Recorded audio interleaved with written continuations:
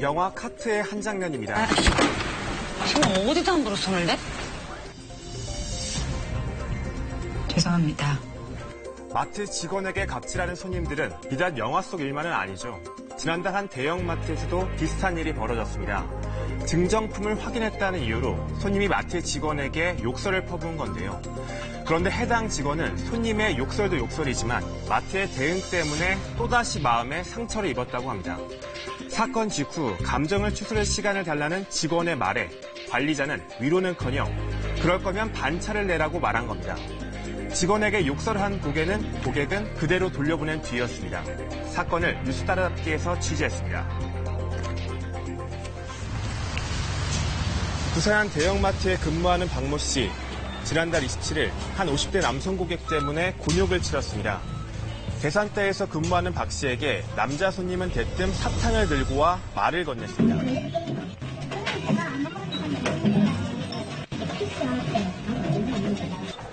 박 씨는 남자의 말에 성적 수치심을 느꼈지만 그냥 넘겼다고 합니다. 그런데 그게 끝이 아니었습니다.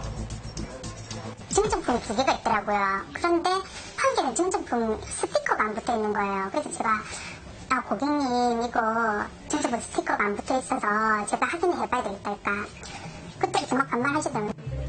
증정품을 확인했다는 이유만으로 많이 상했던 걸까? 남자의 폭언이 쏟아진 건 바로 그때부터였습니다. 그래서 신고를 해가지고 해가지고 찍고 그래.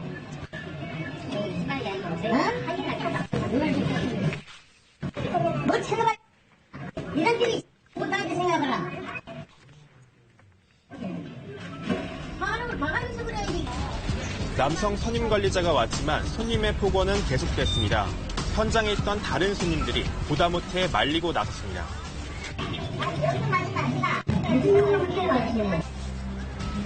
사람들이 나서자 남성은 곧 자리를 떠났습니다. 하지만 박 씨는 5분 정도 화장실을 갔다 온 뒤 다음 교대 시간까지 자리를 지키며 다시 일을 해야 했다고 말합니다. 이 회사는 너무 웃긴다면서 같은 직원이 다 하고 있는데 우리 직원한테 욕을 그만하라고 다른 사람이 아무도 없냐면서.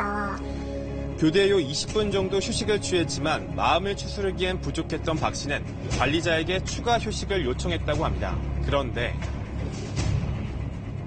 마음이 진정이 안 돼서 지금 벌써 못 들어가겠어요. 좀만 좀 쉬다 들어갈게요. 언제까지야?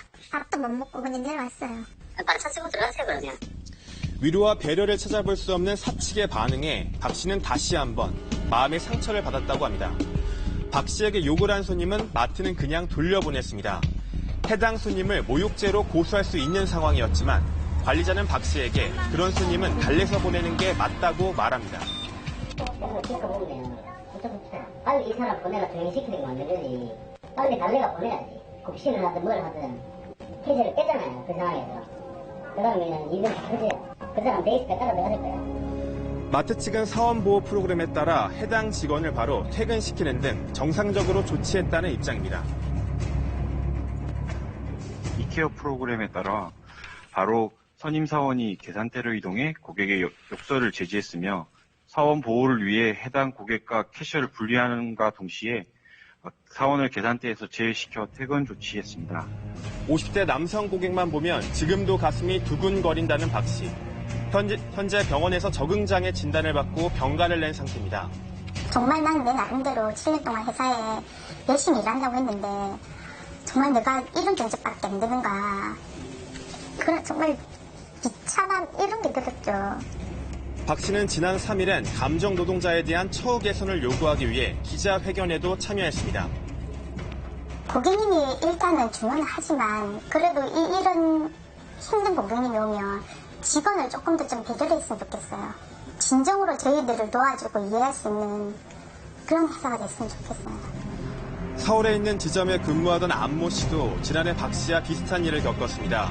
추석을 하루 앞두고 마트가 한창 바쁘던 와중에 결제를 끝낸 남성 고객이 갑자기 다시와 재결제를 요구했습니다.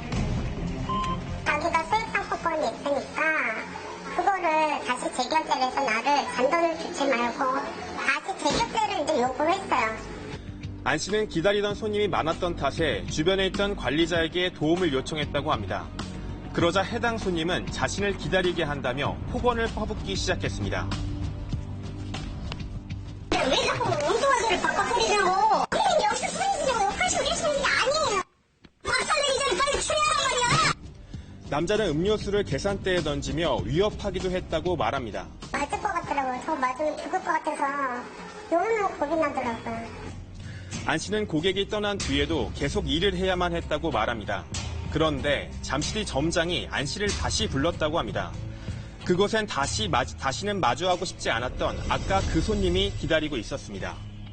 그랬다고 나는 거예요. 내용인즉슨 제가 녹음한 파일을 지우라는 거예요. 그 자리에서. 오히려 남성은 적반하장격으로 안 씨에게 사과를 요구했다고 합니다. 저는 못하겠다고. 오히려 제가 사과를 받아야 된다고. 아침마다 보니까 관리자가 불러서 사과를 시키고 때로는 무릎도 꿇게 하고 뭐 그런 게 뒤늦게 했어요. 안 씨는 마트 측이 자신을 보호해주지 않은 데 대해 또다시 상처를 입었다고 말합니다. 참다 못한 안 씨는 결국 폭언을 한 남사를 고소했고 문제의 고객은 벌금 30만 원을 선고받았습니다. 회사가 근로자의 편을 들어주지 않는다는 사실에 대해서 굉장히 실망감을 느끼고 더 힘들어하는 근로자들이 많거든요. 부당한 일에는 적절하게 최선의 조치들을 해주는 것이 사업주가 훨씬 더 근로자를 보호하기 위한 조치다라는 것을 가지고 개념을 가지고 생각을 하는 게 좋을 것 같습니다. 감정 노동자 3명 중 1명이 우울증을 앓은 적이 있다는 조사까지 나오는 상황. 감정 노동자가 번번이 모욕죄의 피해자로 떠오르는 상황에서 마트의 법률적 지원 등 보다 적극적인 조치가 필요한 때입니다.